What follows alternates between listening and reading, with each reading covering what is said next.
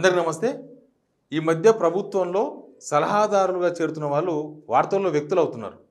ఎందుకు అవుతున్నారంటే వాళ్ళు ఏపీలో రిటైర్మెంట్ అవుతారు ఆఫీసర్లు, అక్కడ రిటైర్మెంట్ కాగానే తీసుకొచ్చి తెలంగాణ ప్రభుత్వంలో సలహాదారులుగా పెట్టుకుంటున్నారు. ఇప్పుడు ఆ కోవలోనే ఆంధ్రాలో రిటైర్మెంటు, తెలంగాణలో సలహాదారు. ఇదేం లాజికో అర్థం కాలేదు. తెలంగాణలో రిటైర్మెంట్ అయిన ఆఫీసర్లు లేరా?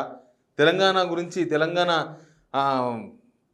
భౌగోళిక పరిస్థితుల గురించి, లేకపోతే తెలంగాణ ప్రజల అవసరాలు, లేకపోతే తెలంగాణలో ఉండే మౌలిక సదుపాయాలు, లేకపోతే తెలంగాణలో ఉండే గనులు, తెలంగాణలో ఉండే ఆస్తులు, ఇవి తెలిసిన వాళ్ళు ఎవరు లేరా? ఆంధ్ర వాళ్ళకి తెలంగాణ విషయాలు తెలుసా? ఏం జరుగుతుందో తెలియదు. జస్ట్ ఒక 20 days బ్యాకే ఇరిగేషన్ శాఖకు ఆదిత్యనాథ్ దాస్ అక్కడ చీఫ్ సెక్రటరీగా కూడా పనిచేసిండ్రు. అక్కడ ఇరిగేషన్ సలహాదారుగా కూడా పనిచేసిండ్రు ఏపీలో. అసలు మన దగ్గర కృష్ణా నీళ్ళు పోయేటట్టు రాయలసీమ లిఫ్ట్ ఇరిగేషన్ ప్రాజెక్టులు అవన్నీ కట్టుకున్నప్పుడు ఈయననే సలహాదారు. అసలు తెలంగాణ ప్రభుత్వం మీద ఇరిగేషన్ డిపార్ట్మెంట్కు, సెంట్రల్ సిడబ్ల్యూసీకి రకరకాల కంప్లైంట్ చేసింది ఆదిత్యనాథ్ దాస్ గారే. ఈయననే సలహాలు ఇచ్చిండ్రు.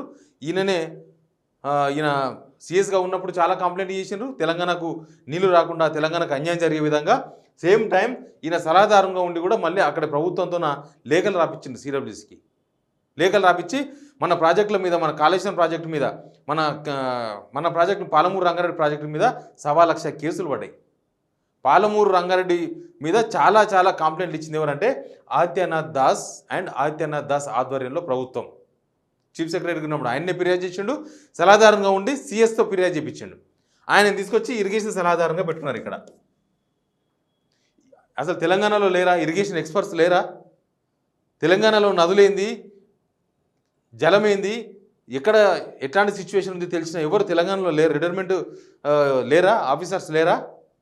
కానీ వాళ్ళు మాత్రం ఆదిత్యనాథ్ తెచ్చి పెట్టుకున్నారు ఇక్కడ. ప్లస్ ఇప్పుడు కొత్తగా ఇది 20 days బ్యాక్ జరిగింది. ఇది సోమవారం నాడు జరిగింది.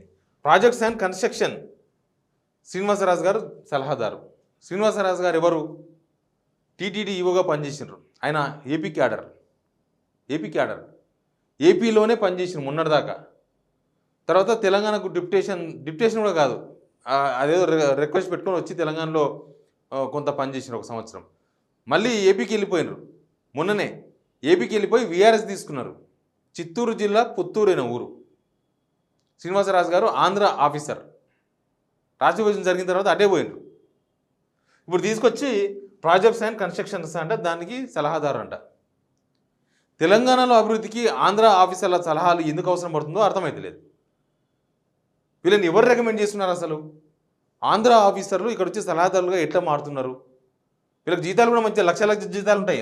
లక్షలే, ఏం 10,000 20,000 జీతాలు కాదు, 2 lakhs మినిమం ఉంటుంది. మళ్ళీ అలవెన్సెస్ అవి ఇవి చాలా ఉంటాయి. వీళ్ళు ఇచ్చే సలహాలు ఏందో తెలియదు. ఆంధ్ర వాళ్ళు ఇచ్చే సలహాలు తెలంగాణ అభివృద్ధికి పనికొస్తాయని ఎందుకు డిసైడ్ అయినారో తెలియదు. ఎవరి రికమెండేషన్తో వీళ్ళందరూ ఆఫీసర్లుగా ఇక్కడ వచ్చి సలహాదారులుగా నియామకం అవుతున్నారో కూడా ఒక రహస్యం. ఇప్పుడు వీళ్ళు ఏం చేస్తారంటే సలహాలు ఇస్తారు, మన ఆఫీసర్లు వీళ్ళ కింద పనిచేయాలి. మన తెలంగాణ ఆఫీసర్లు మళ్ళీ అదే పని. తెలంగాణ ఉద్యమం జరిగినప్పుడు, తెలంగాణ రాకముందు మనమంతా 2వ శ్రేణి పనులం కదా. మనం 2వ శ్రేణి పౌరులం, ఉద్యోగులు అంతే. ఇప్పుడు అంతే. ఏమిటో సలహాదారుని తీసుకొచ్చి ఈయనతో పెత్తనం చేపిస్తారా? వీళ్ళ సలహాలు దేనికోసం? తెలంగాణ అభివృద్ధి కోసమా, లేకపోతే ఇంకా వేరే దేనికోసమా? ఇప్పుడు ఇక్కడ ఆదిత్యనాథ్ దాస్ని తీసుకొచ్చినప్పుడే ఆబ్జెక్షన్ వచ్చినప్పుడు మళ్ళీ శ్రీనివాసరాజు గారిని ఎట్లా తీసుకొచ్చి పెట్టుకున్నారు? ఇప్పుడు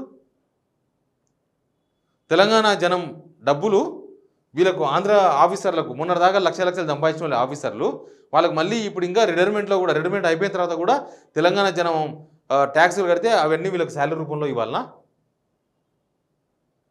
తెలంగాణలో సలహాలు ఎందుకు నచ్చలేవు? లేకపోతే మీకు తెలంగాణ సలహాదారులు ఎందుకు పెట్టుకుంటలేరు?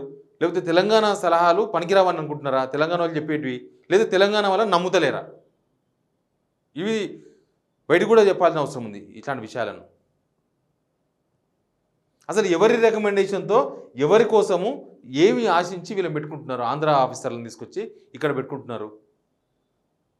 ఇక దీనికి రాష్ట్ర విభజన జరిగి 1,200 మంది చచ్చిపోయి ఆత్మహత్యలు చేసుకొని మన తెలంగాణ మనం తెచ్చుకొని ఇదంతా ఎందుకు లొల్లి? కలిపేసి లొల్లిపోతుంది. ఇంకా ఈ గొడవ రాదు. అక్కడ ఆఫీసర్ ఇక్కడ ఆఫీసర్ అని కాదు. ఎవరైనా మంచి వాళ్ళు ఉంటే మనోళ్ళు కూడా అక్కడ రికమెండేషన్ ఉపయోగించుకొని ఆంధ్రాలో కూడా సలహాదారులు అవుతారేమో. ఆంధ్ర ప్రభుత్వంలో ఒక్క తెలంగాణ ఆఫీసర్ అయినా సలహాదారులు ఉన్నారా? అంతకుముందు జగన్ ప్రభుత్వంలో కానీ ఇప్పుడు చంద్రబాబు నాయుడు గారు వచ్చినాక ఇప్పుడు కొంతమందిని పెట్టుకుంటున్నారు. అప్పుడే స్టార్ట్ అయింది. ఎవరైనా తెలంగాణ వాళ్ళని పెట్టుకుంటున్నారా? తెలంగాణలో రిటైర్మెంట్ అయిన వాళ్ళని ఎందుకు పెట్టుకుంటలేరు వాళ్ళు? మనం మాత్రం ఎందుకు పెట్టుకుంటున్నాం వాళ్ళను? ఇంకా ముందు ముందు ఇట్లాంటివి చాలా సినిమాలు చూడాల్సి వస్తుంది అనుకుంటున్నాను నేనైతే. ఎందుకంటే అవతల చంద్రబాబు నాయుడు గారు ముఖ్యమంత్రి అయినరు. ఆయన కనసన్నల్లో ఆయన వ్యవహారం చూస్తుంటే మనకు అట్లే అర్థమవుతుంది. తెలంగాణ నాదే, తెలంగాణ మా ప్రభుత్వమే ఉందన్నట్టు అవతల వాళ్ళు ఫీల్ అవుతున్నారు.